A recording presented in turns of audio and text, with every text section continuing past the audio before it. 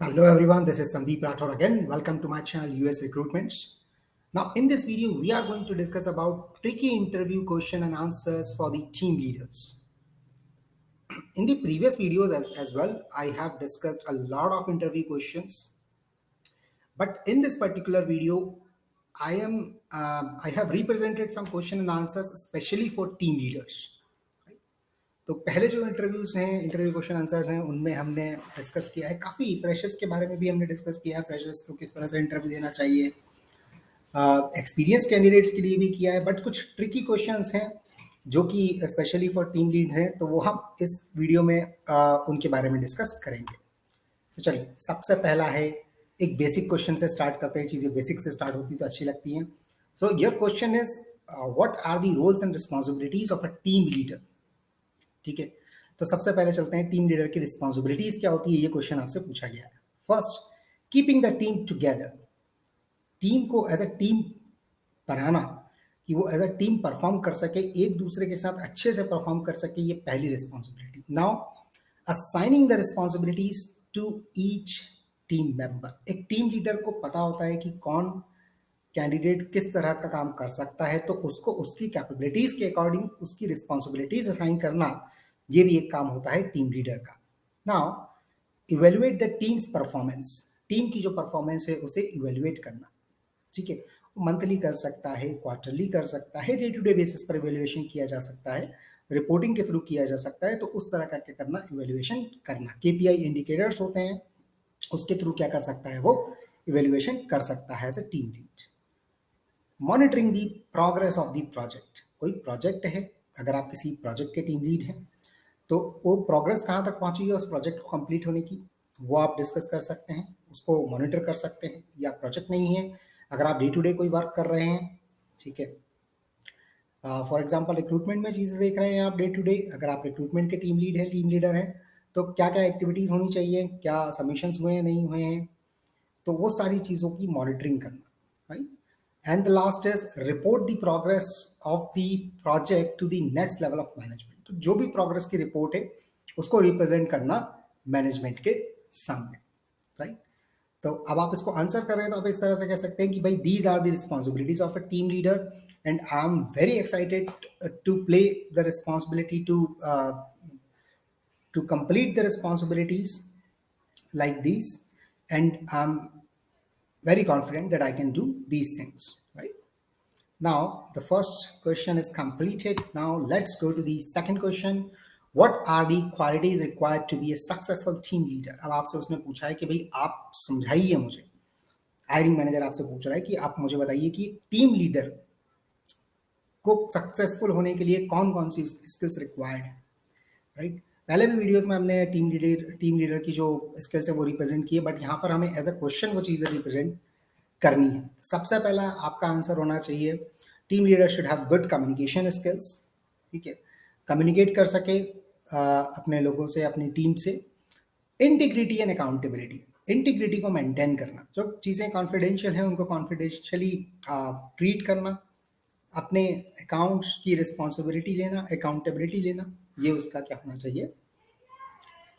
Qualities होना चाहिए knowledgeable वो खुद नॉलेजेबल होना चाहिए वो नॉलेजेबल होगा तभी अपनी टीम को क्या कर सकेगा गाइड कर सकेगा राइट तो जिस भी फील्ड में आप काम कर रहे हैं उसका नॉलेज आपको अच्छी तरीके से होना चाहिए ताकि कोई भी कैंडिडेट कोई भी आपका टीम मेंबर आपसे कोई भी चीज़ें पूछता है तो आप उसको क्या कर सकें रिप्रेजेंट कर सकें गुड ऑर्गेनाइजेशनल स्किल्स होनी चाहिए अप्रोचेबल होना चाहिए अप्रोचेबल मीन्स आपको इजीली कहीं कोई कैंडिडेट कहीं किसी टीम मेंबर को आपकी कोई प्रॉब्लम आ रही है तो आप इजीली अप्रोचेबल उसके लिए होना चाहिए कि आप उसकी इस प्रॉब्लम को सॉल्व कर सकें एबिलिटी टू डेलीगेट डेलीगेट करने का करने की एबिलिटी आप में होना चाहिए यानी टीम में लीडर्स को पता होना चाहिए कि कौन सा काम किस कैंडिडेट को असाइन करेंगे तो बहुत अच्छी तरीके से होगा कौन सा काम किस टीम मेंबर को असाइन किया जाए ये चीज़ कहलाती है डेलीगेशन काम को डेलीगेट करना मोटिवेशनल स्किल्स होनी चाहिए गुड मोटिवेशनल स्किल्स आप मोटिवेट करें अपनी टीम को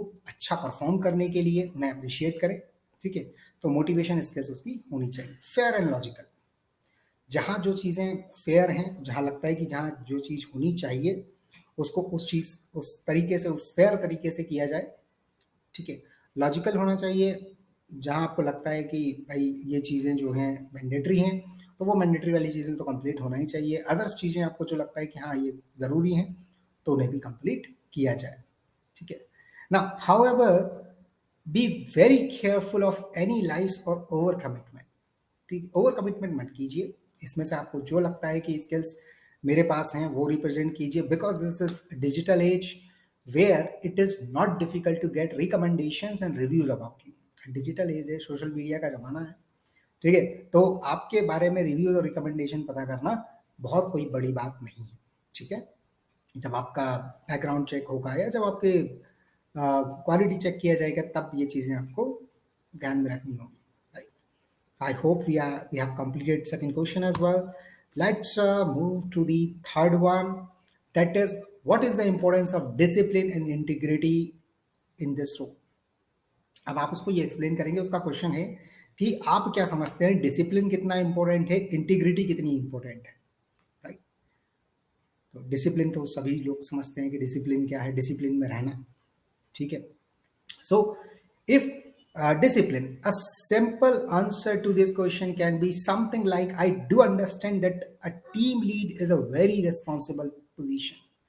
मैं समझता हूँ कि टीम लीड की पोजीशन जो है बहुत रिस्पॉन्सिबल पोजीशन है। If I want my team to behave in a certain way, I will have to set an example for them. And this includes being disciplined myself. अगर मैं चाहता हूँ कि वो अच्छे से बिहेव करें, डिसिप्लिन में रहें, ठीक है, तो मुझे ये चीज़ का एग्जाम्पल सेट करना पड़ेगा। और इसके लिए मुझे खुद भी क्या होना पड़ेगा, डिसिप्लिन होना पड़ेगा। After all, the leaders of a team sets the culture for it. आप उसको कहेंगे कि भाई टीम लीडर जो होता है टीम का कल्चर सेट करता है। Right. Now integrity. So what is integrity? Integrity is something that is paramount to an individual's character. Integrity एक ऐसी चीज है जो कि उस इंडिविजुअल, उसके टीम मेंबर के कैरेक्टर को रिप्रेजेंट करती है। टीम लीडर है, उसके कैरेक्टर को रिप्रेजेंट करेगी। The team leaders are privileged to a lot of crucial information about the business and the company. Right. जो टीम लीडर्स होते हैं उनको प्रिविलेज मिलता है, बहुत सी क्रूशियल इंफॉर्मेशन जो होती है उनके साथ शेयर की जाती है कंपनी के थ्रू, बिजनेस के through. But this privilege comes with a lot of responsibility. ये प्रिविलेज अगर आपको मिल रहा है तो इसकी कुछ रिस्पॉन्सिबिलिटी के साथ दिया जाता है आपको। Someone who leaks out information to get acceptance is clearly not the one to be trusted. भाई एक ऐसा पर्सन, एक ऐसा टीम लीड जो कि इंटीग्रिटी को डिस्ट्रॉय करता है, जो कि इंफॉर्मेशन को लीक्स करता है, ठीक है, एक्सेप्टेंस पाने के लिए कि चलो भाई अपना हमारा टीम मेंबर इससे हैप्पी हो जाएगा, so that is not a good way. Right. So not a trustable way. This person is not trustable. Right? So please take care of the integrity. So ये discipline और integrity है जो कि आपको importance यहाँ पर represent करना थी। I hope I have clearly explained about it. Now we will understand what would you do within 4 weeks of being the new team leader. अब आपसे आपका हायरिंग मैनेजर पूछ रहा है, चलिए हमने आपको हायर कर लिया, तो इनिशियल 1 मंथ में, इनिशियल 4 वीक्स में आप क्या करेंगे। ठीक है, तो आपका आंसर कुछ इस तरह से होगा, क्योंकि आपके लिए वो कंपनी नहीं है। Right. Since I would be new to this company, I will first try to understand from the management about the business and its expectation of the future. मैं तो नया हूं उस कंपनी में, तो पहले मैं समझूंगा हायर लेवल अथॉरिटीज से, मैनेजमेंट से, बिजनेस के बारे में। ठीक, और क्या उनकी एक्सपेक्टेशन है फ्यूचर को लेके। तो बिजनेस समझना पड़ेगा और एक्सपेक्टेशन जो है उनकी समझना पड़ेगी फ्यूचर के लिए, यानी कि विजन समझना पड़ेगा। ठीक है।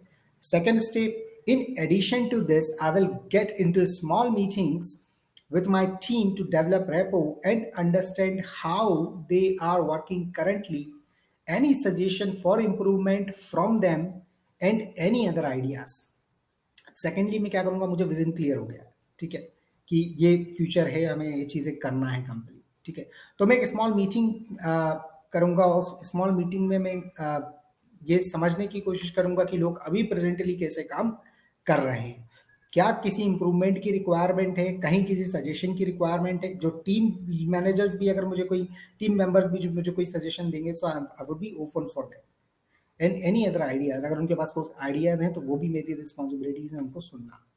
देखिए, किसी के भी आइडिया को, किसी सजेशन को अगर आप लेकर टीम मेंबर्स, क्योंकि वो काम कर रहे हैं, ठीक है, वो ऑलरेडी रिप्रेजेंट कर रहे हैं चीज़ों को, ऑलरेडी काम कर रहे हैं, तो उन्हें पता है कि कहाँ पर क्या चैलेंजेस है, कहाँ पर किसी इम्प्रूवमेंट की रिक्वायरमेंट है, ठीक है, या उनके दिमाग में कुछ नए आइडियाज़ भी हो सकते हैं।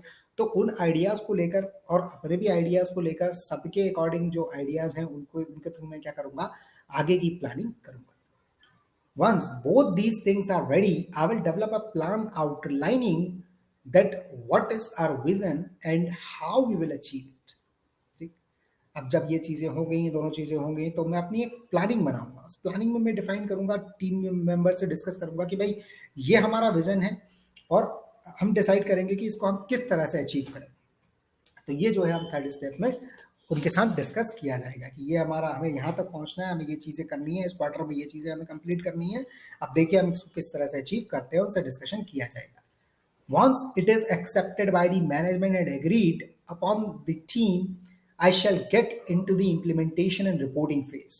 जब मेरे टीम मेंबर भी बोलेंगे कि that is fine, we are agree with that, और मैनेजमेंट को मैं ये रिपोर्ट रिप्रेजेंट करूंगा, तब ये सारी चीजें अगर क्लियर होंगी तब मैं क्या करूंगा, इम्प्लीमेंटेशन करूंगा चीजों का, रिपोर्टिंग फेज पे काम करूंगा। Right. And the last thing is, with this kind of practical approach, I believe that I would able to meet the your expectation. Right. अगर मैं ये प्रैक्टिकल अप्रोच फॉलो करता हूँ तो आई थिंक मुझे लगता है कि मैं जो है आपकी एक्सपेक्टेशन के अकॉर्डिंग काम कर पाऊंगा। I hope we are good with the fourth one. Now, next is fifth, that is, how would you deal with an underperforming team member? ठीक है, तो अंडर परफॉर्मिंग कोई टीम मेंबर है, आपका क्वेश्चन है, हायरिंग मैनेजर आपसे पूछ रहा है कि भाई 10 लोग हैं आपकी टीम में, 2 अंडर परफॉर्मिंग है, परफॉर्म नहीं कर पा रहे हैं, ठीक है, तो आप आई थिंक इसका आंसर किस तरह से दिया जाए, किस तरह से देंगे आप आंसर, समझते हैं। I think there should be below possible reasons of under performing. भाई मेरे अकॉर्डिंग 3 रीजंस हो सकते हैं। पहला लेस स्किल्स, स्किल्स में प्रॉब्लम है, दूसरा पर्सनल प्रॉब्लम, और तीसरा एटीट्यूड। सबसे पहली चीज लेकर चलते हैं less skills. When dealing with an underperforming employee, it is important to establish the reason of their low performance. It is possible that they lack a skill to do their job that they are currently doing. सबसे पहले समझना जरूरी है कि क्या problem है। अगर skills की प्रॉब्लम है, ठीक है, लैक ऑफ स्किल्स की वजह से कई वो अंडर परफॉर्म है, तो मैं पहले उसको समझूंगा, ठीक है। In such a cases, you would want to help them gain that skill or move to another role which doesn't demand that skill.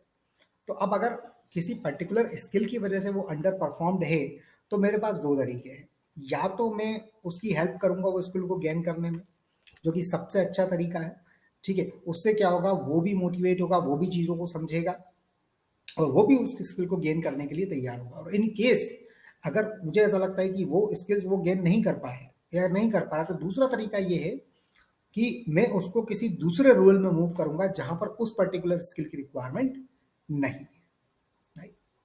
Second है पर्सनल प्रॉब्लम, ठीक है। At times some employees may even have some personal problems which may hinder their performance. कभी कभी personal problem होती है जो कि इनकी क्या होती है, परफॉर्मेंस को इफेक्ट करती है। In such a case it is required to listen to their problems and help them find a solution. इस केस में हमें क्या करना पड़ेगा, उनकी प्रॉब्लम को सॉल्व सुनना पड़ेगा और उसके लिए कोई ना कोई सॉल्यूशन जो है निकालना पड़ेगा, राइट। तो उनकी पर्सनल प्रॉब्लम को सुन के समझ के भाई डिस्कस करेंगे आप उससे कि कहाँ प्रॉब्लम है, और उससे बोलेंगे अपना पर्सनल चीज़ें और प्रोफेशनल चीज़ें थोड़ा सा क्या है अलग अलग रखें। आप पोलाइटली अगर उसको समझाएंगे और एक्सप्लेन करेंगे, तो बीइंग ए टीम लीडर अगर आप ये चीज़ें करेंगे तो एज ए टीम मेंबर उसकी भी रिस्पॉन्सिबिलिटी होगी और वो चीज़ों को समझेगा, राइट। तो ये चीज़ें बहुत ज़रूरी है। अगर कोई है पर्सनल प्रॉब्लम तो आप उससे डिस्कस कीजिए, तो वो भी आपको एक्सप्लेन करेगा और आप भी उसकी चीज़ों को समझ पाएंगे। ऐसा नहीं कि वो कुछ पर्सनल प्रॉब्लम्स की वजह से वो ये नहीं कर पा रहा है तो भी आप कह रहे हैं कि नहीं नहीं करो, क्यों नहीं कर रहे हो, रिव्यूज उसके हो रहे हैं, ठीक है। तो आपको चीज़ें समझना पड़ेंगी, डिस्कस करेंगे, कम्युनिकेट करेंगे और चीज़ों को सॉल्व करेंगे। तीसरा है attitude. The third case is of the people who have all the required skills but don't have the right attitude to work. तीसरा केस इसमें ऐसा, भाई स्किल्स पूरी है उसके पास लेकिन उसका एटीट्यूड काम करने का नहीं।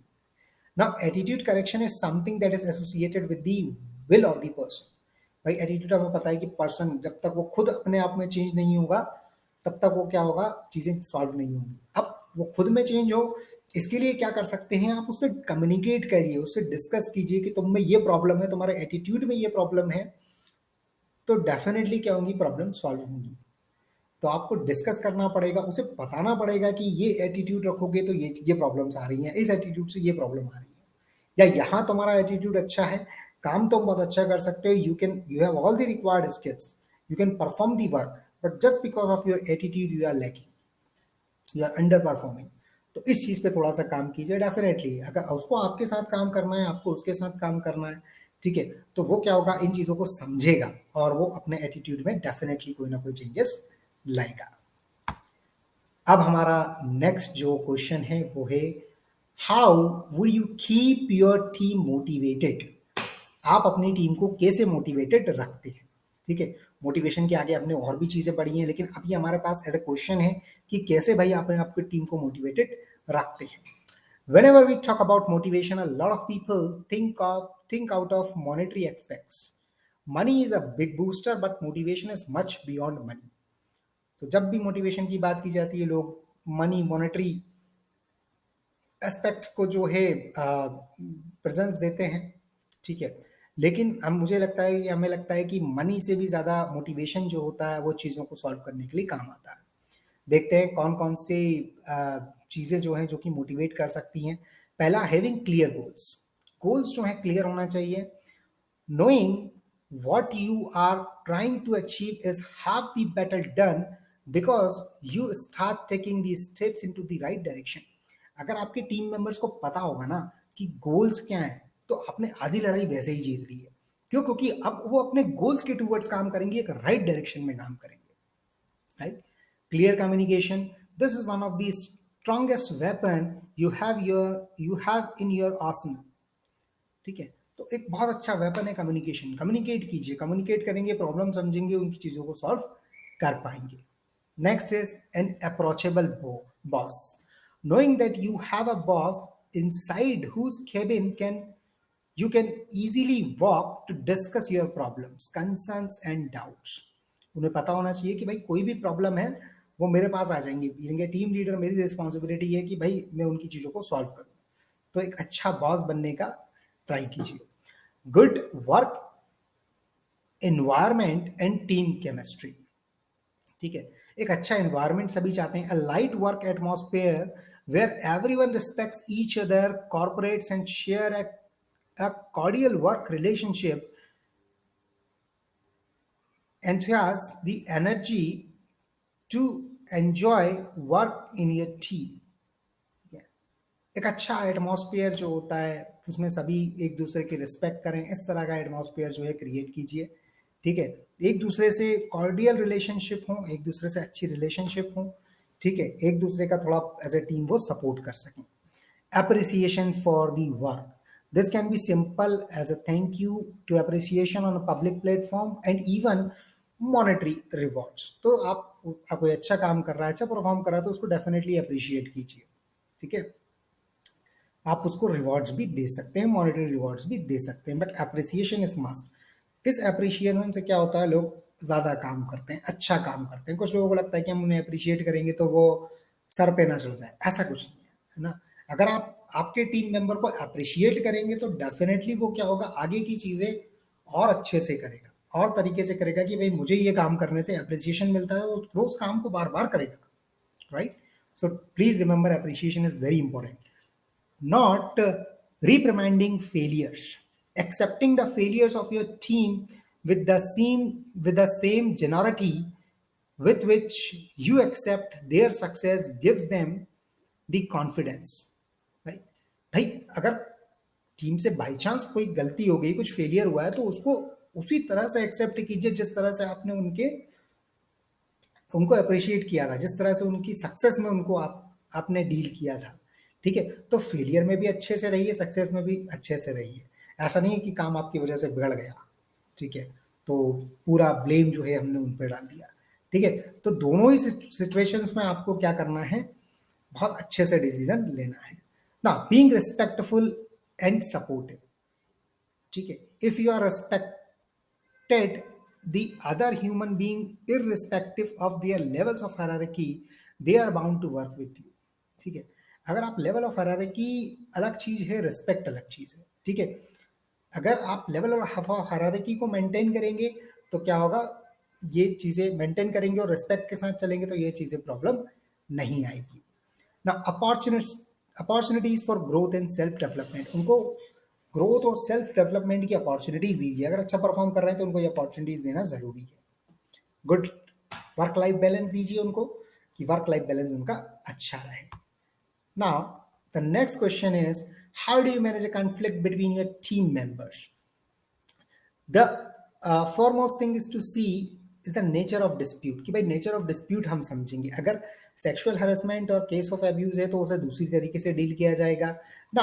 For situations other than this case, अगर इसके अलावा कोई सिचुएशन है तब हम क्या करेंगे, तब सबसे पहले जैसे ही कन्फ्लिक्ट अराइज हुई है, जैसे ही आपको कन्फ्लिक्ट के बारे में पता चला है, डील विद देम इमीडिएटली, है ना। जैसे ही एज दे अराइज, जैसे ही अराइज हो वैसे ही आप लोगों को डील कीजिए। Don't brush them under the carpet, ठीक है। Otherwise you may just have to deal with a more volatile environment later. अगर अभी आप उसको छुपा देंगे तो आपको क्या करना पड़ेगा, एक दूसरे मोर वॉलेटाइल एनवायरमेंट के साथ डील करना पड़ेगा इन फ्यूचर में। Listen to both sides impartially without perceiving anything, ठीक है। बिना बायस्ड होके दोनों के बारे में आप सुनिए, और वन बाय वन मीटिंग करिए पहले। एक साथ मीटिंग करने के, टुगेदर मीटिंग करने से पहले क्या कीजिए, वन बाय वन मीटिंग कीजिए।